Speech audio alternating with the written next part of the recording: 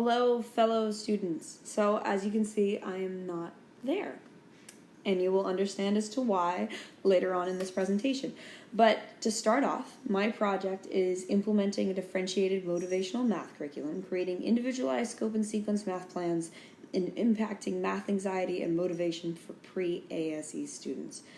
ASE, adult secondary education. So that typically lands 3rd grade through 8th grade. So what's the problem? Well, there are two. Motivation, students tend to suffer from math anxiety, and curriculum. The curriculum level in math tends to be too high. If their reading level is too high, they can't keep up. They can't learn the math. They can't participate. In addition to motivation, this is something that you'll actually see in this study, is that they don't stay long enough to actually see positive results. And then because of that, they drop out and they lose motivation. Purpose and research question. Research question: will a differentiated motivational math curriculum created to establish an individualized scope and sequence math plan with motivational components positively affect pre-ASE students' math anxiety and motivation? Kind of what we were talking about before. So the purpose is a qualitative and quantitative action research study, creating a differentiated math motivational curriculum to provide skills needed to advance, and individualized scope and sequence math plans with motivational components. Research highlights: differentiated curriculum is a really big one. Adult basic education curriculums must be differentiated. You're not getting the students long. You need to put as much information in them as you can. ABE students tend to struggle long enough to see the results. They don't get individual opportunities to see motivation in themselves. And the curriculum needs to allow different learning points. They're all coming in at different levels. Another research highlights motivational components in universal design, ensuring that all teacher plans consider student needs prior to the lesson. This way is preventing undue struggle and dropping of motivation. They need to participate in their learning. If they don't have a chance to participate, they won't engage and they won't embrace it. And if they don't embrace, you see dropping levels. Teachers also need to provide one-on-one support. If they don't get the support they need, they'll feel left behind and they won't get the results they're looking for. Target population, pre-ASE students, like I said, between 3rd grade and 8th grade. The age levels range between 19 and 65 years of age, and there's no special accommodations other than the fact that these are students coming back to relearn things that they had struggled with and that they didn't have the opportunity to learn about. So pre-ASE, pre-adult secondary education, just as a quick reminder. Implementation, motivational intervention. This one's really cool. So if a student puts effort outside of class, they actually receive a get out of subject free card. This card actually allows them to come in one day and switch out a subject for one lesson, one-time deal. So if they come in not really willing to do math, not having a good day, they can switch that lesson for them to do reading, to do writing instead. It's a chance for them to control it, and they're getting rewarded for that. The differentiation intervention. Now this is a long one. Skills group utilizing Eureka math groups. It's broken into actual skill gaps, skill needs. Level groups, this is breaking students into the levels of where they are. If they need more time, they get more time. If they can progress, they can move on.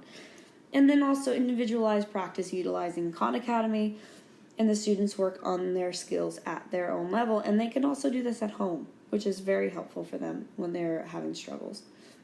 Data collection. It's both quantitative and qualitative. There were informal interviews with no formalized questions. You'll understand why later. There were observations taken during the study while it was being conducted. For me, that's the biggest detail. And then a summative post-assessment that was given via Google Forms in a proctored environment. That was towards the end. So those were my triangulation of data. It's not the best, but it's the best I could come up with. So informal interviews, 12 out of 15 students work on their math skills, want to work on their math skills, and overall have a feeling of pretty much dread towards math. 13 out of 15 of the students talked about difficulty staying motivated. This could be family struggles, transportation issues. This could be having overnight jobs. There's many, many reasons why these students lose motivation or simply cannot come to class. This is why it's important to have them motivated. Classroom observations. So the initial struggle with the differentiation style. You gotta give it, you have to expect it because it's a completely new style.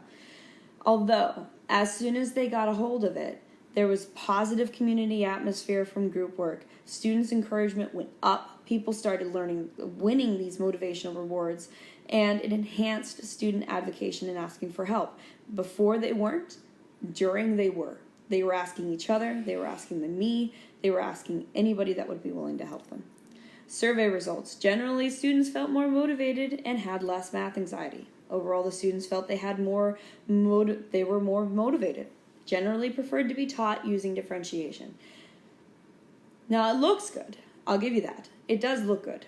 But there are some parts of this research that is a little wonky, and we're about to get into that in a second. But overall, we can say it's a positive result. Conclusions. So, based on just the research, not considering limitations at all, it was positive. Students feel less anxious, they feel more motivated, they felt good about the style, and we had a positive result. Very simple. If you don't consider the limitations, right? So we had our observations that showed that they were very well connecting and felt good about it, and results in the survey showing that they were feeling pretty good. Limitations. Now this is the big one. The data was rushed, and the timeline was changed due to moving out of state. I moved across country in June, so I had to rush this right before I left. There was a change of enrollment from 15 students to 5. Yeah, very good. Study was completed prior to the capstone class, which didn't give a chance to really go through things. There were policy difficulties, lack of comparable data, informal interviews, which has less validity. So, reflection. Plans for next time. Well, do it in the timeline, right? That would be way better. Being more patient. I have a tendency to want to do everything at once. I could have just differentiated in one way, but instead of doing one way, I did it in 3. And that's a problem because it reduces the validity of the data. I need to simplify what I do, kind of piggybacks off the other one, and I need to do more observations. Next steps. I had to give the information to the other teacher. I don't know if there's much going to happen with that. So here we are. We're at the end. That's pretty much all I have for you. If you have any questions, I am on the computer waiting to answer them, and I will talk to you soon. Bye.